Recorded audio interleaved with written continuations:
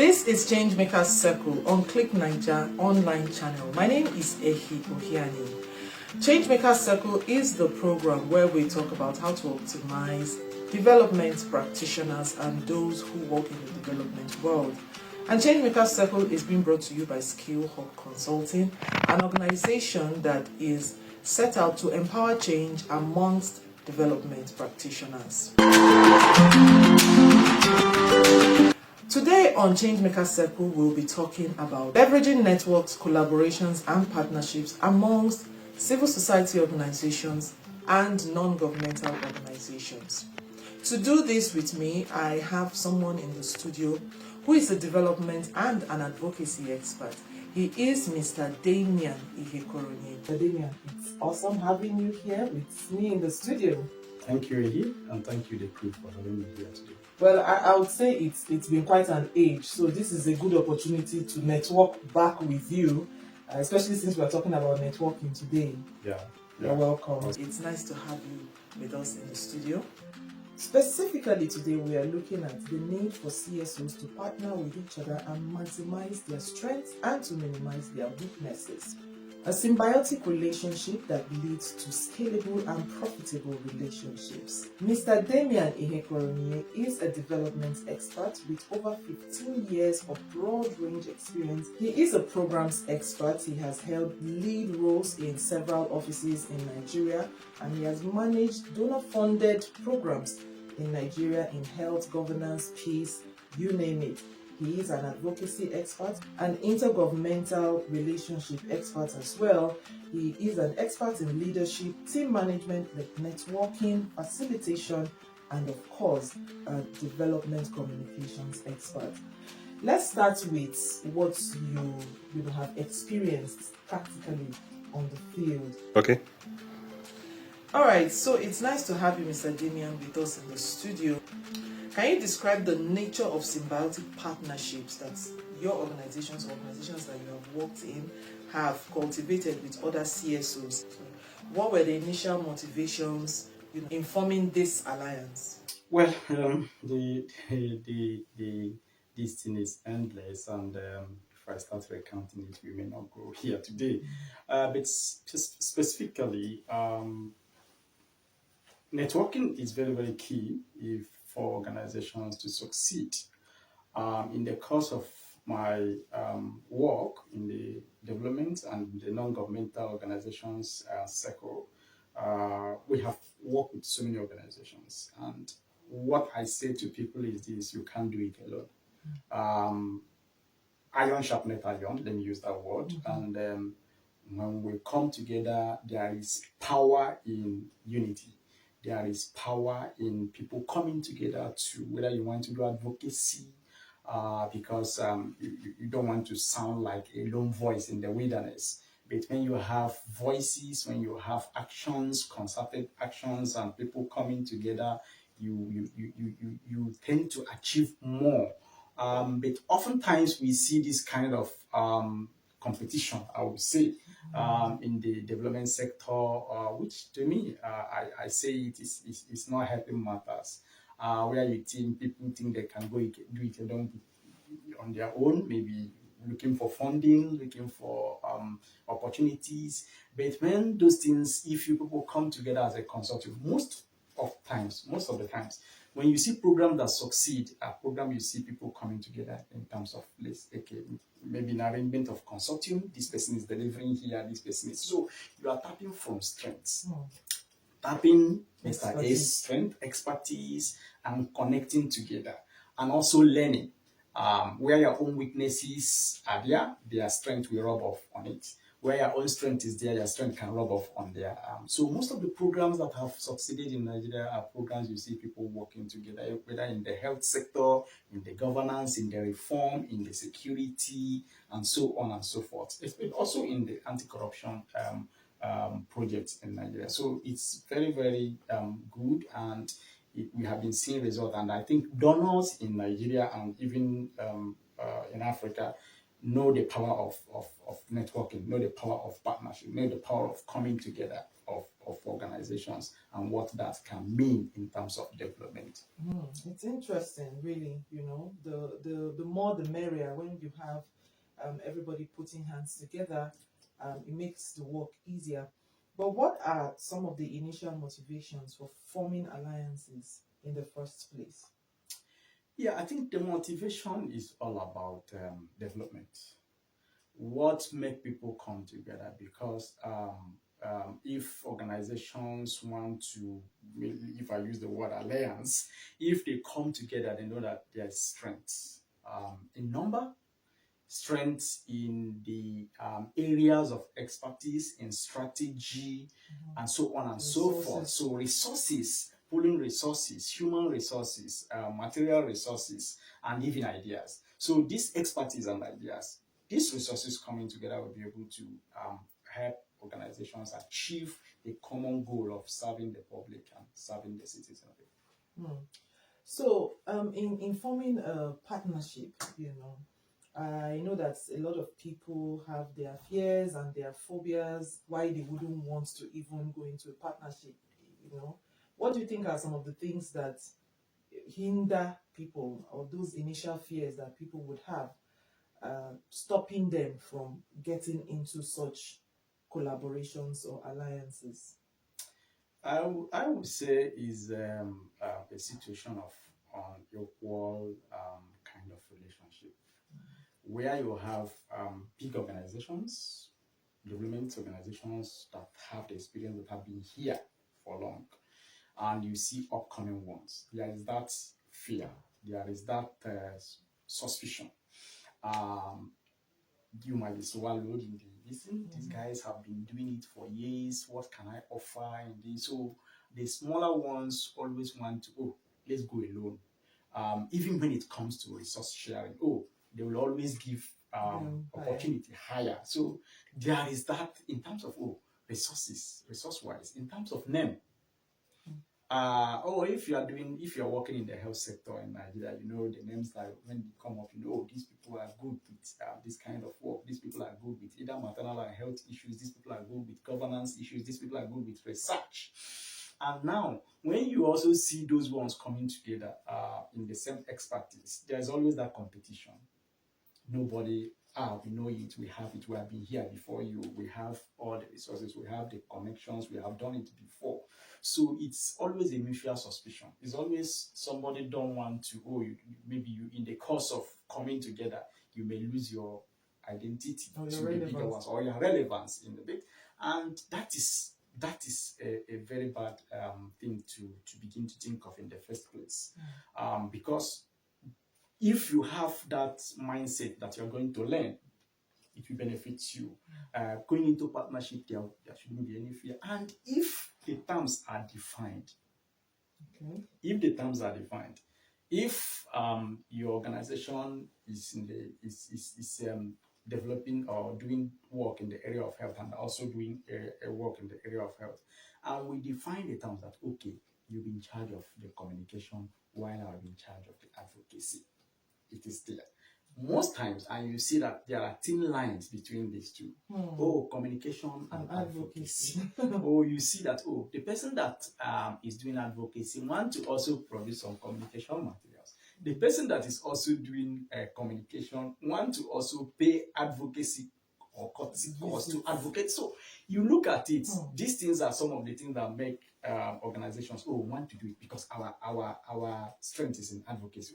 Our own strength is in communication. Our own strength is in training, capacity building. So when these things come together and it is specifically defined and those terms are kept, you see that organizations will not have any fear of such kind of Yes.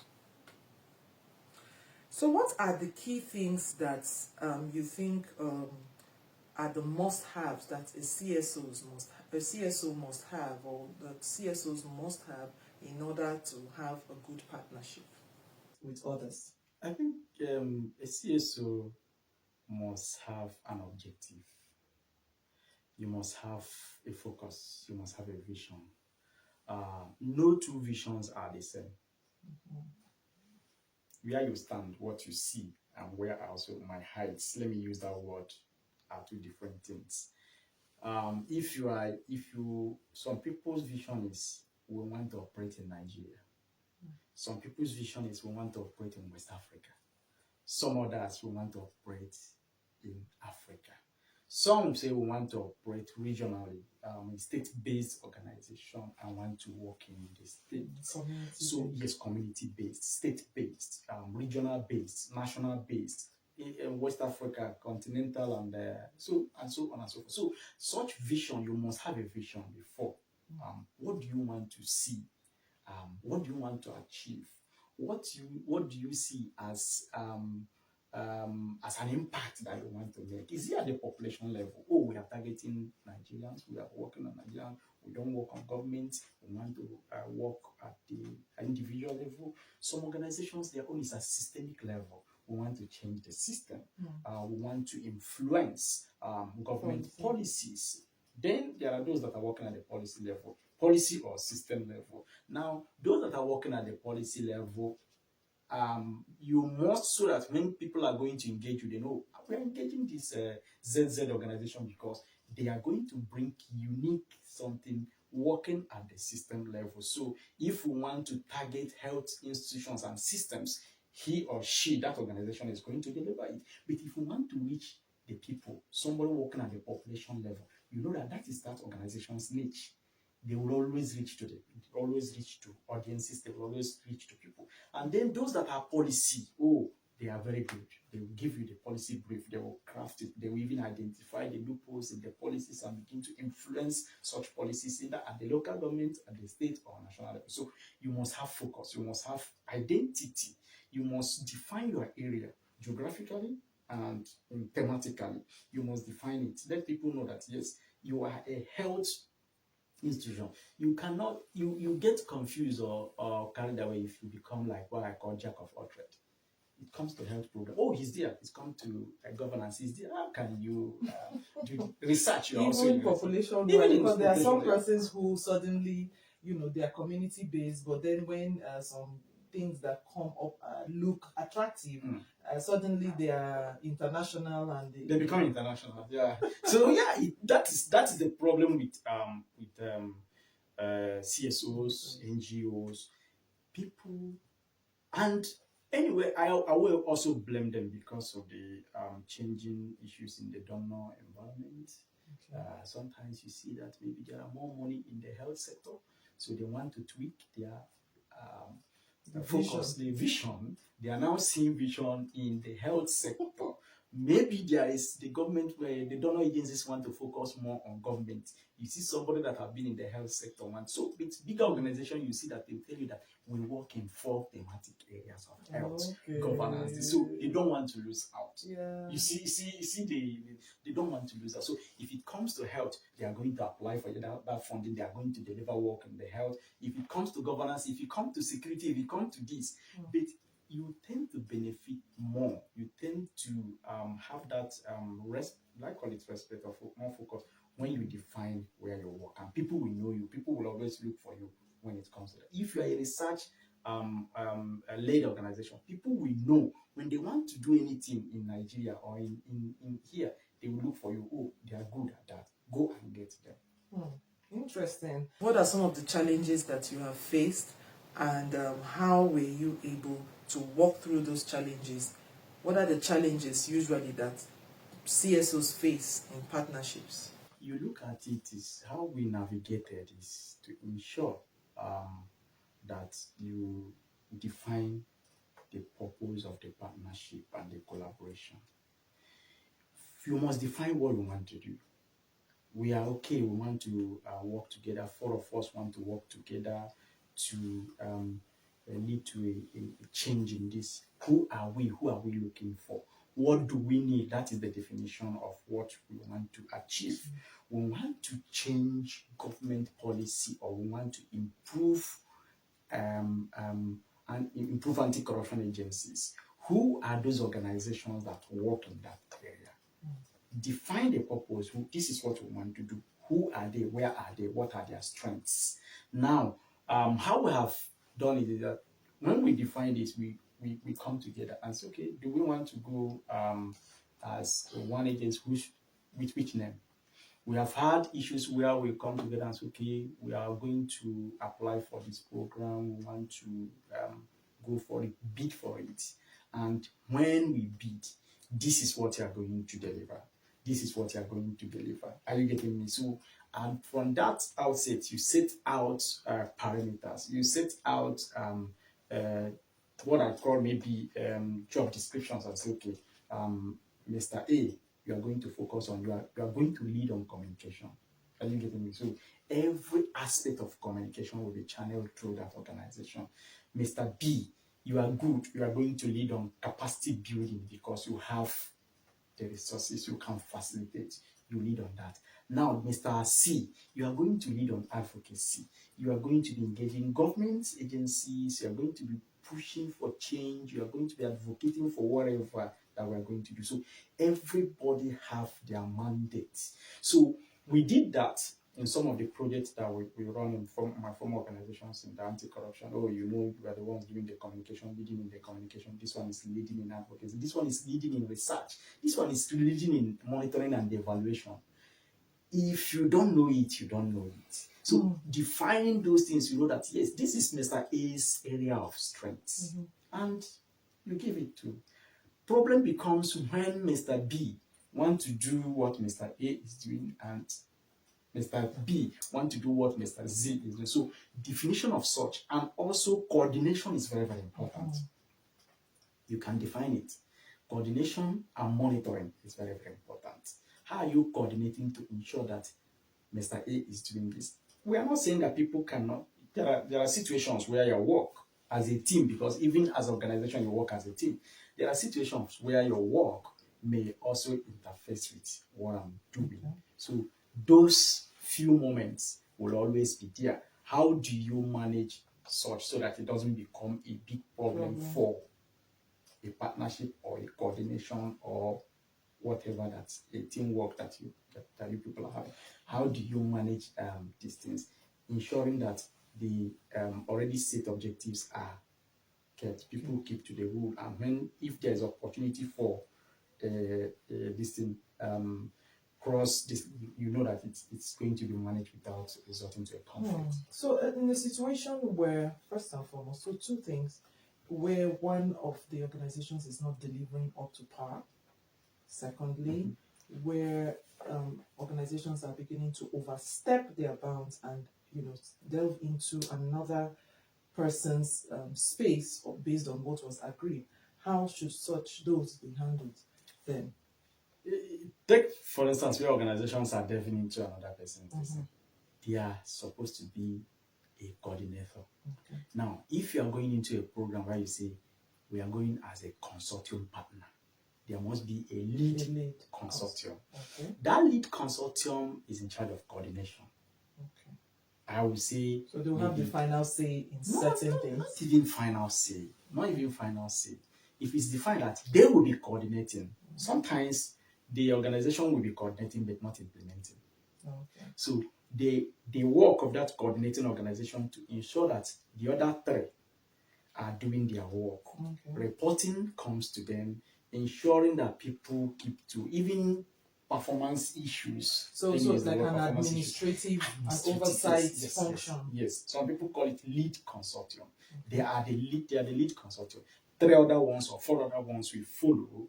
Then the lead consortium has that responsibility, management responsibility, financially, program wise, also managing relationships that between the other 3, and to say, okay, Mr. A, organization A, don't go there. If there is a request, you know where you are channeling it to. Let's say the donor say, we need to do more visibility. You know, for instance, you know the organization that's leading in communication, and you now say, this is the beauty of defining and knowing each other's strength and what they can do.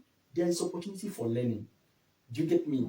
There are bits of small things that somebody can do, which you say interference. Not interference. I don't see it as interference. Let's say you are producing something that is going on your own social media, because you also need to keep your own work alive. So that you are not carrying the communication aspect that Mr. Z is supposed to be carrying. So when one of them is not meeting up, performance, it Yes. becomes performance. Now, when one of them is not meeting up, it's glaring, you know where it is. If we say that you are leading on research and this person is leading on monitoring and evaluation, and it comes that in this quarter we need to report, and there is no indicator there is nothing to information to report about. So you know where it is. Oh, Mr. Organization that is leading on MIE, we don't have this. That you know that where that thing is coming from. If it is on research, you don't have facts, you don't have evidence to back up programming.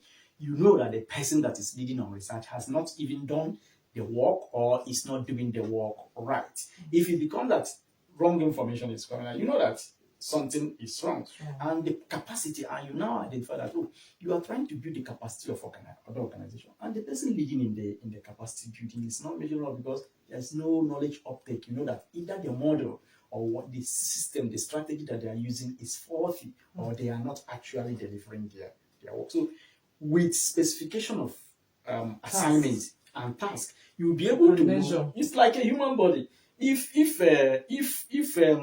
are walking and the eyes, you decide to close your eyes and you hit your leg on the you know that the eye was not operational. The eyes is closed. Open it. So if the eyes was open and working well and feeding the brain, you know that you won't have that kind of this. So you'll be able to trace where such is. Awesome. Yeah. What should CSOs look out for in order to be able to get good partnership? What kind of qualities should a CS, when you want to foster a relationship or a partnership, what are the things that you should look out for? And then where can CSOs start to look when they want to get partnerships? You have to, first of all, thematic issues. What I still use the word is ABCD. If ABCD, for ABCD, we want to go into partnership to deliver something, you will be able to sit down and say, what do we want to do? What is the history of A? History, you are giving him to deliver research. How many research this thing has he or she, that organization, delivered in the past? You go back to checking the history of this organization. Are you getting me? What is their history in terms of delivering quality work, in terms of the timely delivery of assignments, and also doing it well? There are organizations that may have issues like the petty things. They want to, they are here, they are also poking nose in another agency. So those things are there. You must ask questions. You must refer. People will, we want to work on, help us to get reference from the people that you have worked with. Okay. Donor referencing is very good. Yes, you can ask donor. We want to work with this. Can you get us?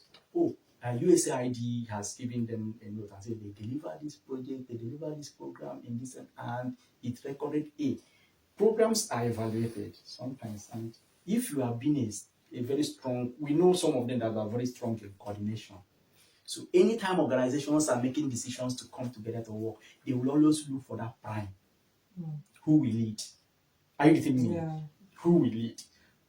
And you know that they have, because their history of leading consortium has been very successful.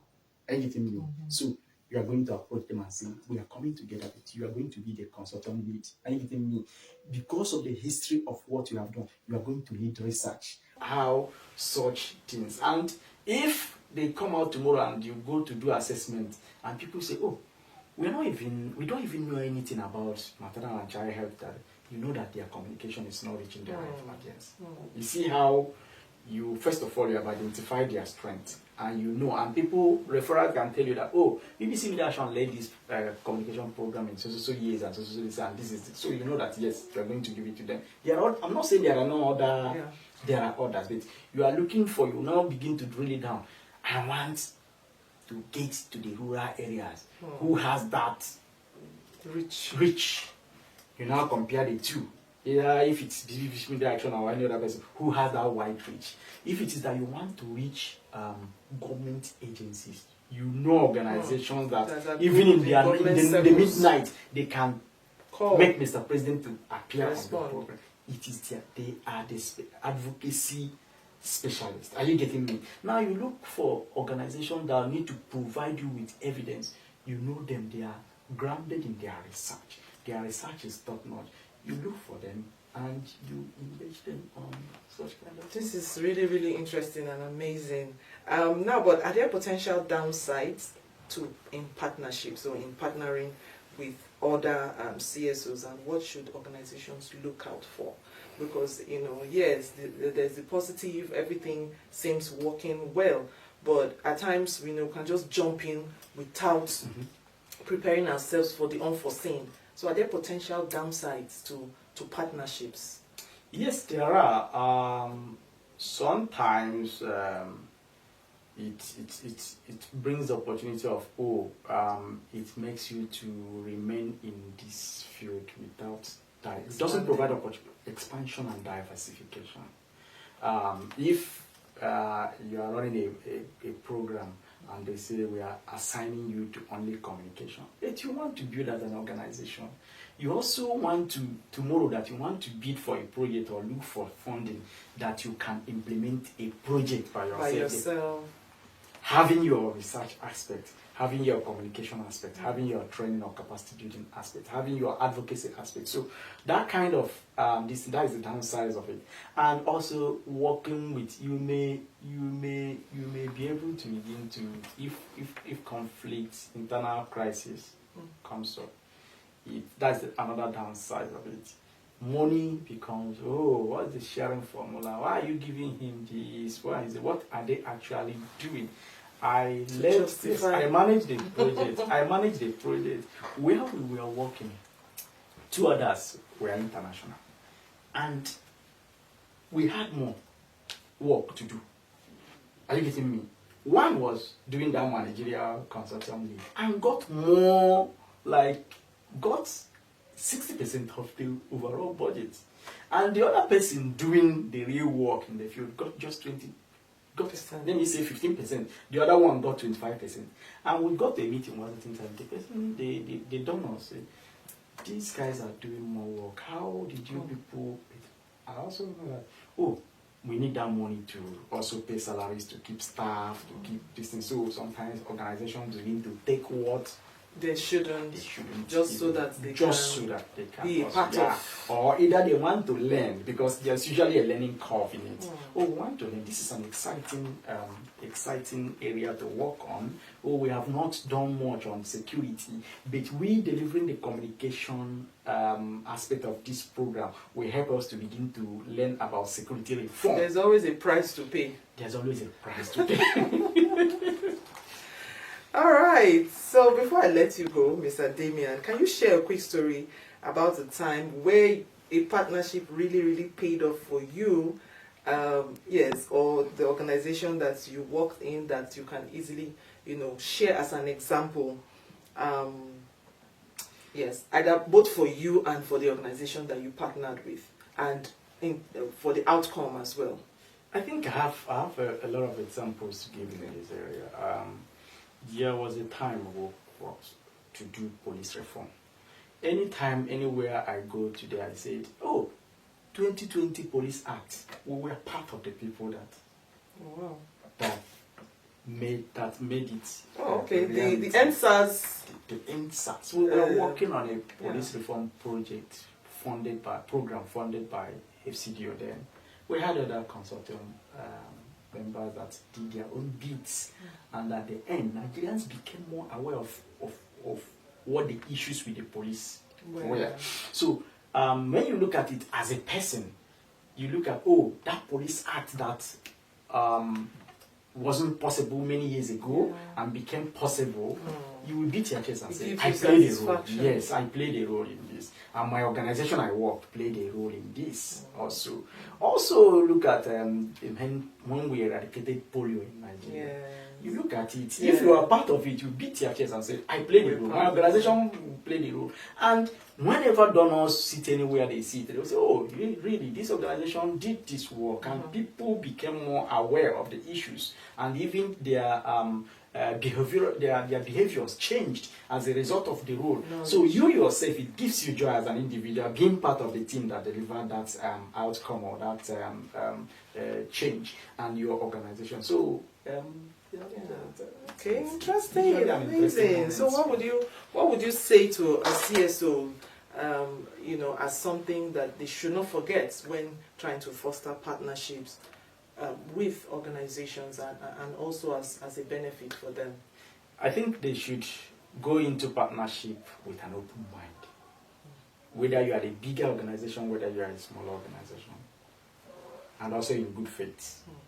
Do you get me? So both the person that is getting the bigger chunk of money or a small chunk of money or more work, there should be good faith.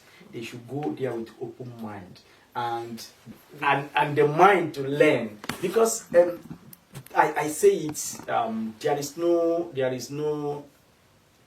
no involvement or any work that you do without learning something from it.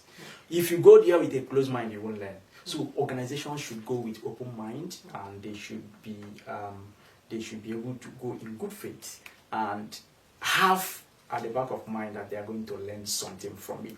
If it becomes if it didn't go well, see it as an experience. If you go well, see it as a success. So you are picking two things from. So don't always want to do it alone. Learn to go with others. There will be a rub-off. Experience-wise and in everything, and it will go into your own this and say, well, we are part of this and we did this. So thank you so much, Mr. Damian. It was awesome having you on Changemakers Circle today. So you are our change maker for today.